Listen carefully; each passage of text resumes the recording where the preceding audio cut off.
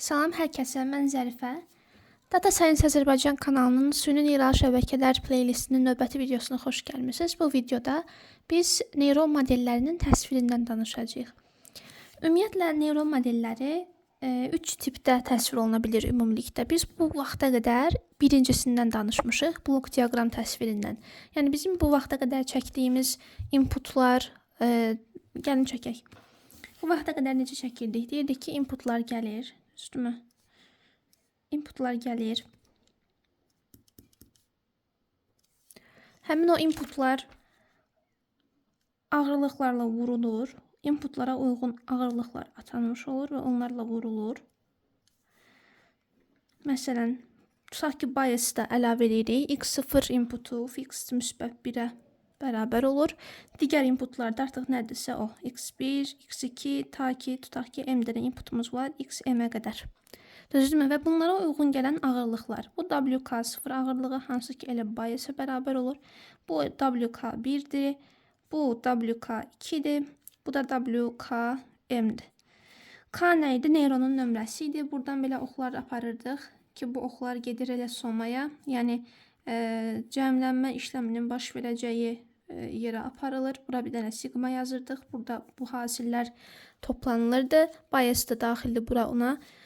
Ona görə artıq buradan birbaşa VK çıxır, aktivasiya potensialı. Yəni UK çıxır, sonra UK üstə gəl BK yazmırıq. Çünki BK external addition deyil, buradan əlavə olunur.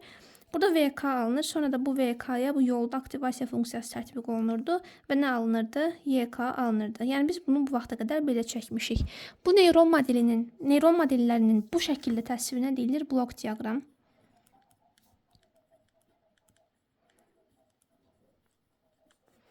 Blok diaqramı deyilir. İngiliscə yazdım. Neyron modellərinin birinci təsviri bu blok diaqramdır. İkinci təsviri siqnal axışı qrafikləridir. Siqnal axışı qrafiklərinə ingilis dilində signal flow graphs deyilir. Siqnal axışı qrafiklərinin belə adlandırılmasının səbəbi onların neyron daxilindəki və neyrondan neyrona siqnal axışlarını tam olaraq əks etdirməsidir. Siqnal axışı qrafiklərinin, yəni neyron modelinin siqnal axışı qrafiki ilə göstərməzdən əvvəl biz bəzi qaydaları və bəzi ümumi anlayışları təklif eləməliyik və onlar kifayət qədər asandır. Sadəcə daha formal olması baxımından onları təklif eləməliyik. Gəlin karandaşla yazaq. Deməli, ilk növbədə biz danışırıq siqnal axışı qrafiklərinin tərkibi hissələrindən. Ümumiyyətlə, siqnal axışı qrafikləri nədən təşkil olunmalıdır? Qarşımda kitab var. Kitaba refer eləmək üçün, ardıcıllıqla getmək üçün və heç nəyi atlamamaq üçün. Ümumiyyətlə, siqnal axışı qrafikləri Mason adlı bir şəxs tərəfindən 2 dəfə hazırlanıb, lakin xətti şəbəkələr üçün hazırlanıb. Xətti şəbəkələr sadəcə daxillərində xətti proseslərin baş verdiyi şəbəkələrə deyilir. Xətti şəbəkələr üçün siqnal axışı qrafikləri hazırlansa da 2 dəfə Mason tərəfindən. İndiki dövrdə qeyri-xətti olan neyron modelləri üçün belə siqnal axışı qrafikləri istifadə oluna bilir. Deməli, siqnal axışı qrafikləri ilk dəfə Mason adlı şəxs tərəfindən hazırlanmışdı və nə məqsədlə hazırlanmışdı? Xətti şəbəkələri təsvir etmək üçün. Düzdürmü? Linear networkləri təsvir etmək üçün ilk dəfə hazırlanmışdı Mason tərəfindən. Lakin sonralardan gördülər ki, neyron modellərini də siqnal axışı qrafikləri ilə təsvir eləmək olar. Baxmayaraq ki, neyron modelləri non-lineardır, qeyri-xəttidir. Niyə görə? Çünki onların daxilində aktivasiya funksiyaları var. Yəni, tərkibində aktivasiya funksiyası olmasına baxmayaraq, neyron modellərini də siqnal axışı qrafikləri ilə təsvir etmək mümkündür. Biraz çətinlikləri var, lakin o çətinliklər göz ardı ediləndə kifayət qədər səliqəli bir görüntü meydana gəlir. Gəlin siqnal axışı qrafikləri nələrdən təşkil olunduğuna baxaq. Siqnal axışı qrafikləri, roughly desək, kobudca desək, linklərdən və ya digər adı ilə budaqlardan və onların müəyyən nöqtədə kəsişdiyi və ya başlanğıc götürdüyü və ya bitdiyi nodlardan ibarətdir. Nod dediyimiz düyünlərdir. Məsəl üçün, bu linklər, budaqlar və yaxud da, tutaq ki, bu nodlardan başlanğıc götürür, bu nodlardan başlanğıc götürür və bu nodlarda bitir. Oldu mu? Yəni, buradan originate edir. Burada isə bitir, terminate edir. Və belə formalar ola bilər. Ümumiyyətlə, siqnal axışı qrafikləri roughly belə görünür. Yəni, linklərdən, və bunlara deyilir linklər. Link və ya budaqlar, branches. Bunlara isə, bu nöqtələrə, dairələrə isə deyilir node. Nodes yazaq, düyünlər deyilir. Oldu mu? İndi, siqnal axışı qrafikləri üçün belə bir ümumi cəhət var ki, hər bir nodun içində, hər bir nodda başlanğıc götürən siqnal o nodun adı ilə xarakterizə olunur. Məsəl üçün, gəlin qıraqda çəkək. Və belə bir şey, böyüdülmüş bir görüntü çəkəcəm burada, baxın. Tutaq ki, bu, siqnal axışı qrafikinin bir hissəsidir. Bunlar nodlardır. Bu da onları birləşdirən link və yaxud da branchdir. Düzdürmü? Hər bir siqnal müəyyən nodlarda başlanğıc götürür. Linkdən başlanğıc götürən siqnal deyib anlayış yoxdur. Siqnalların başlanğıc götürdüyü yer nodlardır. Məsəl üçün, bu J nodu olsun, bu da K nodu olsun. J nodunda formalaşan siqnalın adı X-ray'dir. Həmin siqnal gəlib bu nodda bitir. Lakin bu nodda da təzə siqnal başlayır. Məsəl üçün, buna da deyək XK, düzdürmü? Onda belə çıxır ki, X-J siqnalı J nodunda başlayır, K nodunda bitir. K nodunda isə XK siqnalı başlayır, başqa hər hansı bir nodda bitir. Tutaq ki, burada bir dənə M nodu olsun. M nodunda da XM nodu başlanğıc götürür, XK nodu bu nodda bitir, terminate edir. Lakin əsasən bizə lazımdır başlanğıc götürmə anlayışı. Hər bir nodun siqnalı həmin nodun adı ilə xarakterizə olunur. Yəni, məsəl üçün, J nodunda yaranan siqnala deyilir, nod siqnalı deyilir bunlara, XJ. K nodunda yaranan nod siqnalına deyilir XK. M nodunda yaranan nod siqnalına deyilir XM. Sizə ağlınıza belə bir şey gəlməlidir. Bəs necə olur ki, buradan bura daşınan siqnal eyni ilə daşınmır. Buradan X-ray kimi yola çıxan siqnal, bu arada həmin bu linklərin üzərinə ox işarələri qoyulur. Birazdan bununla bağlı birinci qaydanı təklif edəcəm. J nodunda X-ray siqnalı başlanğıc götürür, amma K noduna gedib çatanda başqa siqnala çevrilir. Bu necə baş verir? Bu o deməkdir ki, bu yol boyu bu siqnalın başına nəsə bir iş gəlir. Düzdürmü? Bu siqnal çevrilir. Bu çevrilmə transfer function və ya transmittance deyilən bir deyək faktorla xarakterizə olunur. Yəni, hər bir linkin, bunlar link idi axı, düzdürmü? Bunların adı link idi. Hər bir linkin üzərində transfer function olur.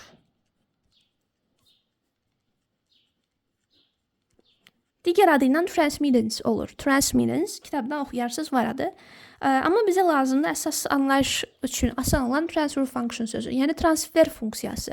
Transfer funksiyası linklərin üzərində olan və giriş siqnalı ilə çıxış siqnalı arasında, yəni input və output siqnalı arasında xətti və ya qeyri-xətti əlaqə yaradan amillərdir, funksiyalardır. Transfer function hansı transfer funksiyasından istifadə etməsinə görə də linklər iki yerə bölünür. Gəlin yazaq. Links yazacağım. Yəni, bu budaqların üzərində transfer funksiyaları olur. Yadınızda da belə yazırdıq. Məsələn, bura fi yazırdıq. Bu fi nə demək idi? VK buradan keçəndə fi'nin təsirinə məruz qalıb YK-ya çevrilir. Eyni şeydir. Həmin linklərin də üzərində funksiyalar olur. Həmin funksiyalar aktivasiya funksiyaları ola bilər, yəni qeyri-xətti funksiyalar ola bilər, həmçinin xətti funksiyalar ola bilər. İndi göstərəcəm. Məhz hansı funksiyadan istifadə etməsinə görə linklər iki yerə bölünür. Biri olur sinaptik linklər, sinaptik yazılır. Sinaptik linklər. Bir dənə də olur aktivasiya linkləri. Deməli, linklər hansı transfer funksiyasından istifadə etməsinə görə iki yerə bölünür. Sinaptik və aktivasiya linkləri. Sinaptik linklər input və output siqnalları arasında xətti əlaqə yaradır. Buna deyilir linear mapping həmçinin. Aktivasiya linkləri isə input və output arasında non-linear, yəni qeyri-xətti əlaqə yaradır əsasən. Bu sizə belə bir insight verməlidir artıq. Deməli, sinaptik linklərdə sinaptik link boyu daşınan input həmin linkin sonunda qeyri-xətti, daha doğrusu həmin linkin sonunda başqa bir siqnala çevrilir və həmin siqnal bu siqnaldan xətt asılı olur. Məsəl üçün, W ilə vurma. İndi biz neyron modelini çəkəndə bunlardan istifadə edəcəyik. W ilə vurma. W ilə vurma həmin input siqnalını götürür, W-ya vurur və signalı linkin sonunda WXJ şəklində olan digər bir siqnala çevrilir. Məsəl üçün, biz həmin bu neyron modelinin bu hissəsinə baxsanız, burada inputu götürür, ağırlıqla vurur və bura elə daşıyır. Bura gələndə artıq bu budaqdan gələn siqnal WK0 vuraq X0'dır, düzdürmü? Həmçinin, məsəl üçün, bu input götürülür, ağırlıqla vurulur və bu linkin sonundakı siqnal bu ikisinin hasilidir artıq. Nə bu deyil, nə bu deyil, düzdürmü? Eyni məntiqdir. Burada da, məsəl üçün, gəlin elə onu çəkək. Input siqnalı götürülür. Həmin o siqnala gəlin nə deyək? Ta ki X2 deyə bilərik, düzdürmü? Input siqnalı götürülür. Həmin link boyunca ox istiqamətində daşınır və tutaq ki bu W ağırlıqlı bir linkdir. WK2 deyə bilərik biz buna və YK-ya çevrilir. Tutaq ki. Gəlin 2 qoymayaq bura. Bu K nodu olsun. Bu da J nodu olsun. Bunun indeksi olacaq o zaman XJ. Buradakı output'a YK deyək, XK da deyə bilərdik, fərqi yoxdur. Neyron modelindən bağımsız bir siqnal axışıdır bu, yaxşımı? Tutaq ki, random bir siqnal axışıdır, özüm üçün çəkdim. J nodundan K noduna olan bir siqnal axışını çəkirəm. J nodunda XJ nod siqnalı, K nodunda YK nod siqnalı var. Y-yə, X-ə fikir verməyin, başqa şeylər də ola bilərdi. Onlar arasındakı linkin ağırlığının WKJ olduğunu varsayıram. Bu deməkdir ki, YK nod siqnalı, yəni bu qrafikdə output nod siqnalı, input siqnalı olan XJ-dən WKJ dəfə fərqlənir. O deməkdir ki, bu bundan xətti asılıdır. Çünki bu vurma əməlidir, xətti bir əməldir, düzdürmü? Gördünüz nə demək istədim? Deməli, sinaptik linklərdə istifadə olunan transfer funksiyası xətti funksiyadır. Belə ki, sinaptik link ilə daşınan siqnalın sonundakı output inputdan xətti asılı olmuş olur. Məsəl üçün, bu o zaman nə tər bir link olur? Sinaptik link olmuş olur. Gördünüzmü? Deməli, W ağırlıqlı bir link, yəni inputu götürüb W-ya vuran və output'a çevirən bir link sinaptik bir linkdir. Lakin aktivasiya linkləri input və output arasında qeyri-xətti bir əlaqə yaradır. Məsəl üçün, elə inputlar üzərində, input nədir? Neyron modelləri üzərində. Yadınızdadır, VK-nı götürürdü, YK-ya çevirirdi. Bu ox işarəsi burada qoyulmur. Ox işarəsi bu ortada qoyulur. VK-nı çevirirdi YK-ya, düzdürmü? Burada artıq hər iki noda K qoyuruqmuş kimi görünür, amma əslində elə deyil. Yəni, nodun nömrəsindən çox da fikir verməyin. VK-dan YK-ya gedir. Bunu başqa cürdə yaza bilərdik. İndeksləri K kimi yazmaya da bilərdik. Yəni, burada notasiyalara fikir verməyin. Əsas çatdırmağa çalışdığım fikir linklərin nə olduğudur. Yəni, neyron modelindən bağımsızdır bu çəkdiklərim. Bunlar sadəcə nümunədir. Ayrı-ayrı siqnal axışı qrafikləridir. Yəni, bunlar özü də siqnal axışı qrafikdir. Biz siqnal axışı qrafiklərindən sadəcə neyron modelini təsvir eləmirik ki, istənilən bir şeyi təsvir eləmək olar, istənilən bir siqnal axışını təsvir eləmək olar. O zaman tutaq ki, bu K-cı nod olsun, amma bu M-ci nod olsun. Yəni, nə fərqi var ki? Onu demək istəyirəm ki, notasiyanın fərqi yoxdur. Sadəcə input və output olaraq 2 dənə siqnal yazmışam random şəkildə. Tutaq ki, bu linkin transfer funksiyası bir aktivasiya funksiyası. Tutaq ki, sigmoid funksiyadır. Oldu mu? Yadınızdadır, 1/1 üstəgəl y üzəri mənfi v, a-nın 1 olduğu hal. Və mənfi vk hətta. Bu nə idi? Yadınızdadır, sigmoid funksiyadır, logistik sigmoid funksiyası. Tutaq ki, həmin bu linkin transfer funksiyası o dediyim logistik sigmoid funksiyadır. Bu nə demək olur? Bu deməkdir ki, həmin bu inputu götürür, sigmoid funksiyadan keçirir və outputu alır. Yəni, ym bərabər olur phi vk. Artıq ym vk-dan gördünüz, non-linear şəkildə asılıdır, qeyri-xətti asılıdır. Bu kimi linklərə isə deyilir aktivasiya linkləri. Deməli, linklər, yəni bu xəttlər input və output arasında əlaqə yaradır. Input siqnalını output noduna doğru daşıyır və onların transfer funksiyaları olur. Hər linkin bir transfer funksiyası, digər adından transmittance'i olur. Həmin transfer funksiyası xəttidirsə, bu linkə sinaptik link deyilir. Transfer funksiyası qeyri-xəttidirsə, bu linkə aktivasiya linki deyilir. Ümid edirəm ki, başa düşdünüz. Sadə bir qayda, siqnal bir link boyunca yalnız link üzərində göstərilmiş ox istiqamətində hərəkət edə bilər.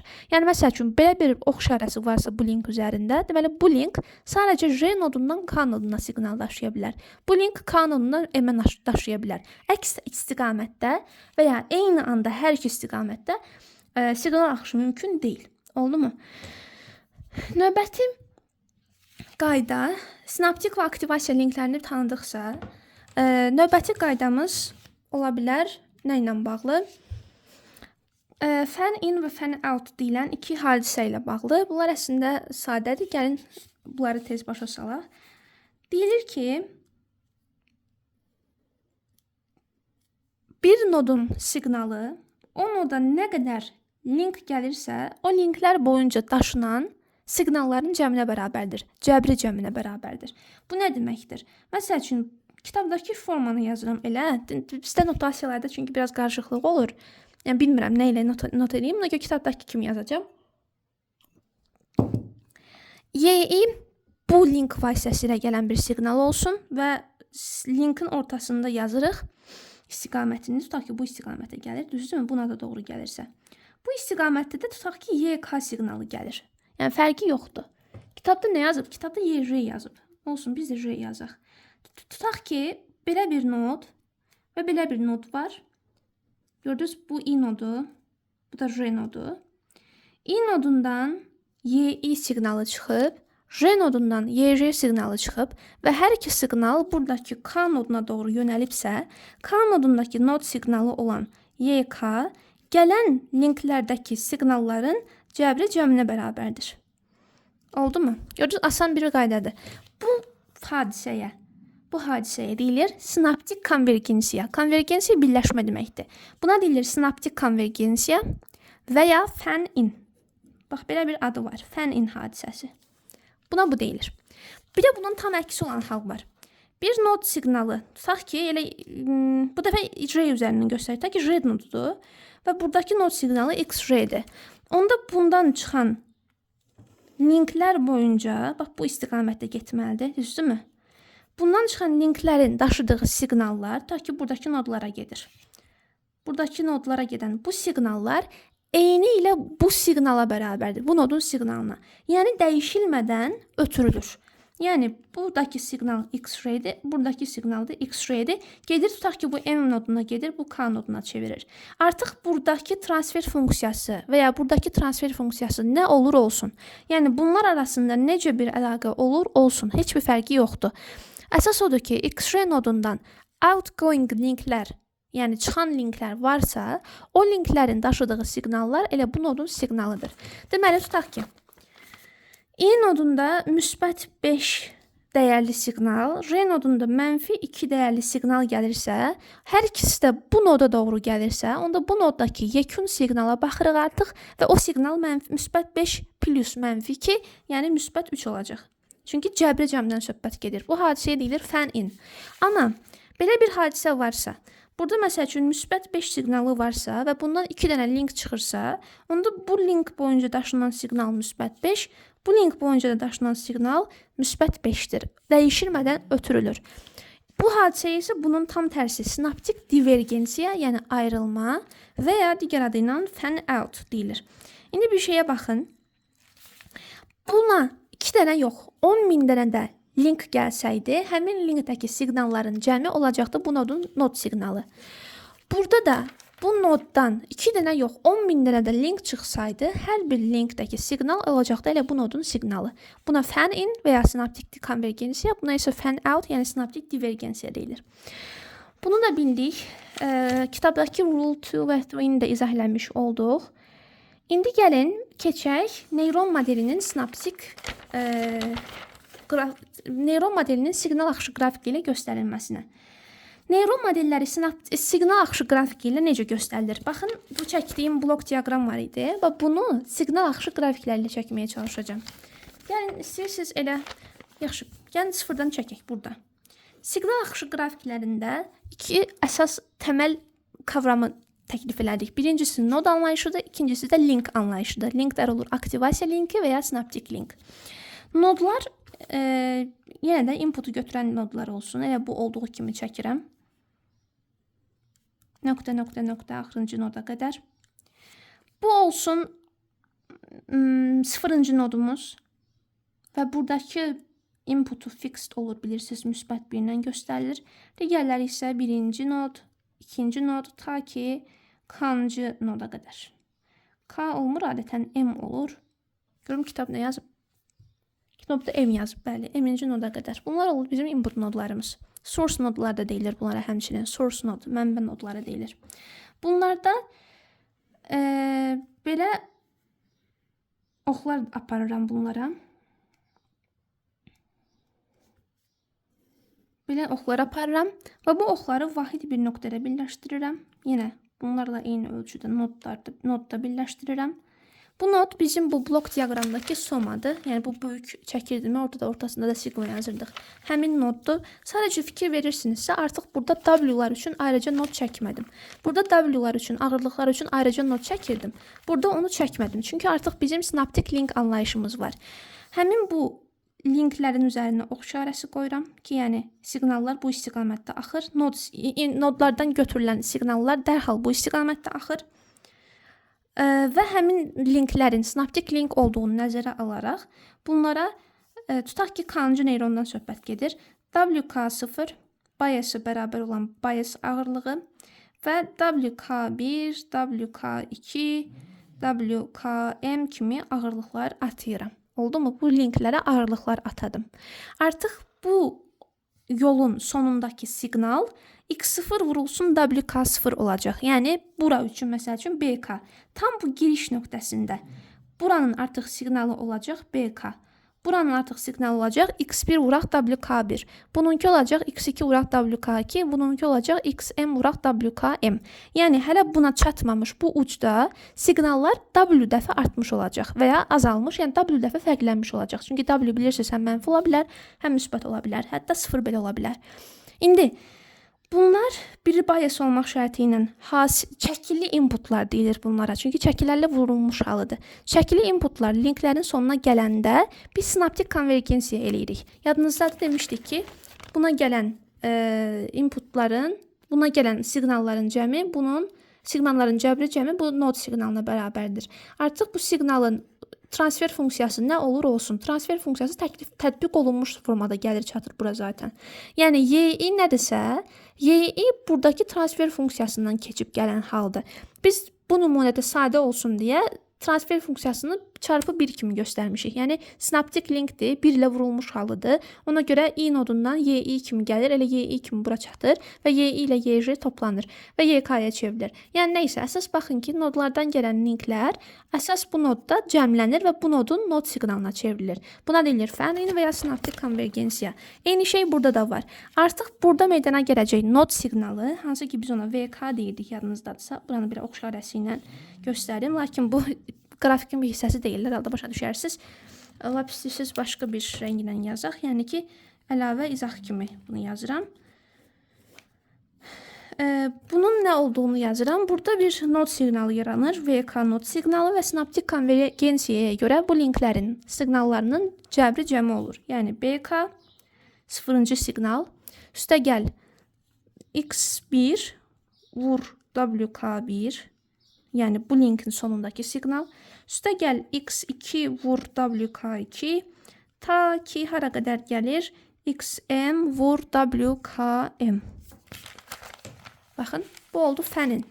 Yəni bu nodun siqnalı. Bura yazırıq VK. Bu noddakı siqnal VK oldu artıq. Və buradan aktivasiya linki çıxır. Yenə də üzərinə ox işarəsi ilə istiqamət qoyuram. Və aktivasiya link olduğuna görə transfer funksiyası aktivasiya funksiyasıdır. Yəni qeyri-xətti bir funksiyadır. Və nəhayət gedir, outputa çatdırır. Bu da oldu YK.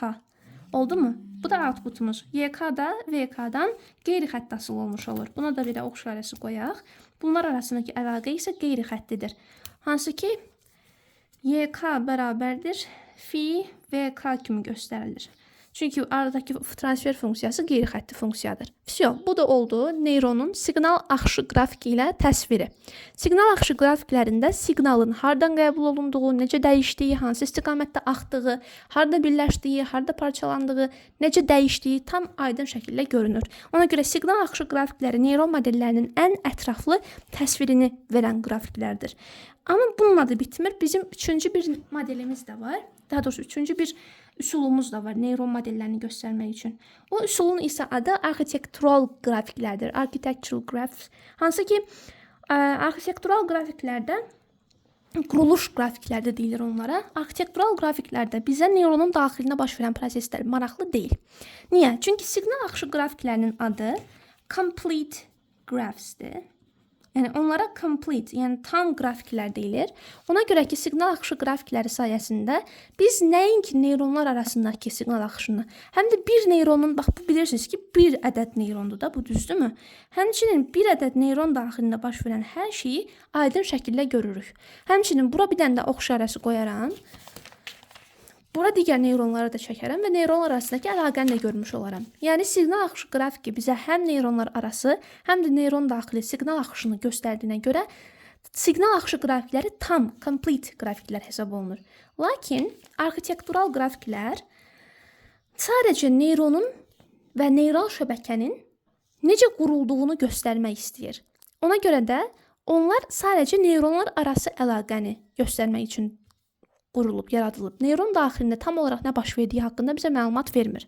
Ona görə də onlara deyilir incomplete və ya partially complete qrafiklər, yəni tamamlanmamış və ya qismən tamamlanmış qrafiklər deyilir. Hansı ki, onlar necə qurulur? Onların quruluşu belədir. Kvadrat şəkilli, hansı ki bizim bundan sonraki, yox, ondan sonraki 6-cı sekundakı dərsimiz neyron qrafiklərinin, neyron şəbəkələrinin arxitekturasıdır. Biz orada feed-forward və recurrent şəbəkələri təklif eləyəndə, keçəndə, orada istifadə edəcəyimiz nədir bu? Neyron modeli təsvir üsulu məhz elə bu arxitektural qrafikdir. Çünki adından bəllidir. Biz neyronların, neyral şəbəkənin quruluşunu görmək istəyiriksə, niyə də bunlara ehtiyacımız olsun? Niyə də bu W-lara, nə bilim, hardan harası nə axdı, hansı aktivasiya funksiyası tətbiq olundu? Bunlar bizə lazım deyil. Sadəcə quruluşu görmək istəyirik ki, siqnal feed-forwardmı, yəni arxadan önə doğru mu axır təkcə, yoxsa recurrentdirmi? Yəni feedback mı var, o feedback loop mu var qrafikdə? Biz bunları növbət dərs keçəcəyik.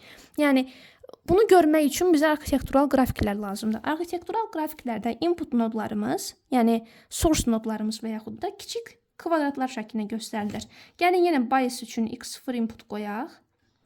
Bura bir dənə x1 inputu qoyaq. Digər kvadratımıza x2 qoyaq. Nöqtə, kiçik kvadrat. Bunu da xm şəklində göstərək. Oldu mu? Bunlardan ox işarəsi çəkilir. Ox işarəsi gəlir hara? Ox işarəsi gəlir vahid böyük bir neyrona, böyük bir noda gəlir. Və bu nodun adı computation noddur, yəni hesablama nodu. Həmçinin neyronun gövdəsi, soması. Bax, burada necə də yadınızda balaca göstəririk, sigma yazırdıq blok diaqramda. Burada da eyni şeydir, həmin yerdə. Sadəcə komputasiya nodu deyilir buna. Ox işarəsi artıq bu ortada yox, bu ucda göstərilir. Çünki sadəcə inputların gəlib bura girdiyini göstərməyə çalışır. Fikir verirsinizsə, artıq ağırlıqlar göstərilməyib. Yəni, maraqlı deyil. Sadəcə inputların nə olduğu bizə maraqlıdır. Hansı tərəfə axdıqları maraqlıdır. Buna deyilir hesablama nodu. Hər bir neyronda bir ədəd böyük nod görüləcək arxitektura qrafiklərində. Bir ədəd olmaya da bilər. Yəni, bir dənə neyrondan söhbət gedirsə, bir ədəd olacaq. Amma neyral şəbəkədə təbii ki, daha çox görəcəyik biz bunları. Yəni, hər bir neyronda bir ədəd olan böyük hesablama nodu, ona gələn kiçik kvadratlarla göstərilmiş inputlar, onların istiqamətləri, sadəcə istiqamət, ağırlıqlara vurulması falan yoxdur. Hesablama nodu deyilir, çünki burada həmin bu çəkili cəmlərin VK-ya çevrilməsi göstəriləcək. Ondan sonra da belə bir ox işarəsi ilə sadəcə inputu yazır, YK şəklində yazır. Hansı ki, artıq başqa bir şeyə ehtiyacı yoxdur. Yəni, məsəl üçün, nə yazmadıq, nəyə omit elədik, gəlin müqayisə eləyək. Ağırlıqlarımız yoxdur, düzdürmü? Siqnal axışı qrafikində olduğunun əksinə sadəcə belə qrafikin sonunda, daha doğrusu linkin sonunda biz ox işarəsi qoymuşuq. Bu arada bunlara sadəcə deyilir kommunikasiya linkləri, səhv eləmirəmsə, bir dənə baxım. Dəqiq olsun adı. Adı kommunikasiya linki olmalıdır. Bəli, kommunikasiya linki deyilir bunlara. Kommunikasiya linki əslində connection link də deyə bilərik. Yəni heç bir fərqi yoxdur. Sadəcə onu demək istəyirəm ki, buradakı, yəni architectural graphdə istifadə olunan bu bağlayıcı linklərin siqnal axışı qrafiklərindəki linklərdən fərqi odur ki, bunların input və output arasında xətti və ya qeyri-xətti hər hansı bir əlaqə yaratmaq kimi dərdiləri, məqsədləri yoxdur. Ona görə onların nə çəkiləri olur, nə onların, yəni ümumiyyətlə belə deyək, onların transfer funksiyaları olmur. Yəni üzərində çəki görə bilməzsiniz, üzərində aktivasiya funksiyası görə bilməzsiniz. Çünki bunların məqsədi, bu qrafikin məqsədi o deyil. Qrafikin məqsədi sadəcə hansı inputlar göründü, onları nə şəkildə görmək, inputların hesablandığını deyir və nəhayət outputun çıxdığını deyir və s. və s. Məsəl üçün, sizə bir insight verim müəyyən qədər. Bu neyron daxilində təkcə, ümumiyyətlə biz belə deyək də, bu arxitektural qrafik vahid neyrondan çox bütün neyral şəbəkənin quruluşunu görməyə kömək eləyir. Çünki bir neyron daxilində vahid proses var. Həmişə bu belə olacaq. Həmişə input götürür, həmişə ağırlıqlarla vurur, toplayır, aktivasiyadan keçirir, output alır. İstənilən bir neyron modelində, istənilən bir neyral şəbəkədə neyronlar belə işləyir zaten. Amma bir çox neyronu bir araya qoyanda, qatlar və bir çox qatı bir araya qoyanda da neyral şəbəkə formalaşır və o neyral şəbəkənin feed forward mı, yəni irəli bəsləmə mi, yoxsa recurrent mi, yəni geri bəsləməli bir ağ mı olduğunu görmək üçün bu qrafik bizə lazımdır. Artıq orada bizim diqqətimizi çəkmir. Ağırlıqlar nədir, aktivasiya funksiyası olaraq nə istifadə olunub, heç bir şəkildə bizə maraqlı deyil. Sadəcə bizə maraqlıdır ki, siqnal roughly hara doğru axır. Nəyin outputu, nəyə input kimi verilir. Yəni bu kimi məlumatlar bizə vacibdir. Ona görə də arxitektural qrafiklərdən neyral şəbəkələrin quruluşunu başa düşmək üçün və belə üzdən görmək üçün istifadə olunur. Ona görə onlardakı bu linklərin adı sadəcə kommunikasiya linkləridir və ya connection linkləridir. Yəni birləşdirici bağlantılar. Onların ağırlığı, onların aktivasiya funksiyası, daha ümumi desək, onların transfer funksiyası yoxdur. Ona görə bunlardan fərqli olaraq üzərində W falan və ya F falan çəkmirik. Heç bir input və output arasında əlaqə yaratmaq kimi dərdiləri yoxdur. Yəni ən azından burada göstərilmir. Başa düşdünüz? Deməli, bunlar sinaptik linklər, bu aktivasiya linki, bu anlayışlar sadəcə siqnal axışı qrafiklərində olur, amma arxitektura qrafiklərində o anlayışlar yoxdur. Hamısına link deyirsən. Bu link, kommunikasiya linki və ya yəni xüsusi bir adı yoxdur, xüsusi bir özəlliyi yoxdur. Başa düşdünüz? Bu oldu arxitektural qrafik. Neyronun arxitektural qrafiki. Növbəti dərslərdə də neyral şəbəkələrin arxitektural qrafikini görəcəyik. O zaman tam başa düşəcəksiniz bunların önəmini. Oldu mu? Fikir verirsinizsə aktivasiya linki yoxdur. Fikir verirsinizsə burada siqma teması yoxdur. Siqnal tam olaraq ortada ox işarəsi varsa, bu siqnal axışı qrafiki deməkdir. Və siqnal axışı qrafikinin sayəsində sadəcə siqnalın bir istiqamətə ötürüldüyünü anlayıram. Amma burada prosta ox qoyub da, yəni heç bir önəmi yoxdur. Siqnalın hara ötürüldüyünü görməyin heç bir önəmi yoxdur bura üçün. YK-da bizim outputumuzdur. Bu da oldu partially complete və ya incomplete, yəni natamam olan bir model. Neyronun sadəcə arxitektural görünüşünü təmin edir. Bunlar source nodu oldu, bu isə computation nodu oldu. Hər neyronun bir ədəd böyük nodu olur, o da computation nodudur. Ümumi hesablamaların baş verdiyini demək üçün belə ad qoyulub ona. Bu qədər. Deməli, biz nə öyrəndik? Neyral şəbəkələrin struktur vahidə olan neyronları 3 tip qrafikdən istifadə edərək təsvir etmək mümkündür. Onlardan birincisi blok diaqramdır. Blok diaqramda biz input nodlarını, W-ları, sigmanın yazıldığı somanı, aktivasiya funksiyasının nə olduğunu, outputu aydın şəkildə görürük. Blok diaqram bizə ilkin anlayış vermək və neyronun, yəni şəbəkənin hansı hissələrdən təşkil olunduğunu görmək üçün yaradılan bir qrafik tipidir. Siqnal axışı qrafiki neyron daxilində tam olaraq nə işin görüldüyünü təmin edir. Tam olaraq bu linkin sinaptik link olduğunu bilirəmsə, biləcəm ki, inputu outputa çevirir. Output nə olur? W dəfə vurulmuş input. Sonra mən burada biləcəm ki, bu konvergensiya baş verir burada, sinaptik konvergensiya. Yəni bunlar hamısı toplanır, buna çevrilir. Burada biləcəm ki, bu aktivasiya linkidir. Bundan tətbiq edərək buna çevirir. Yəni mən bunları artıq riyazi olaraq başa düşəcəm. Ona görə siqnal axışı qrafikləri tam qrafiklər hesab olunur. Çünki həm neyronlar arası, həm neyron daxilindəki siqnal axışını matematiksel olaraq göstərə bilir. Sadəcə nə var, hansı komponentlər var, yox, həm də o komponentlər arasında necə əlaqə var, onu göstərir. Və üçüncüsü isə natamam qrafik hesab olunur. Arxitektural qrafik. Arxitektural qrafikdə sadəcə input nodları, sadəcə hesablama nodu, sadəcə output göstərilir, amma bunlar arasında necə bir əlaqə var, qəti şəkildə göstərilmir. Bu qədər. Kitaba bir dənə göz gəzdirim ki, görək. Gözümdən qaçan demədiyim bir şey qalıbmı? Burada neyral şəbəkələrin siqnal axışı qrafiki şəklində təsvir olunmasından doğan bir tərif olduğu yazılıb, amma məncə bu çox mürəkkəb yazıblar. Mən bunu zaten sizə dedim. Yəni yazıb ki, neyral şəbəkə sinaptik və aktivasiya linklərindən və nodlardan ibarətdir. Çox bəsit. Sonra yazır ki, hər bir neyronu yenə də xətti sinaptik linklərlə və qeyri-xətti aktivasiya linki ilə göstərə bilərik. Biası müsbət 1 və ağırlığını WK0 ilə işarətləyə bilərik. Sonra yazır ki, sinaptik linklər uyğun inputlara ağırlıq təmin edir. Sonra yazır ki, VK-nı formalaşdırır buradakı ağırlıqlı cəmlər.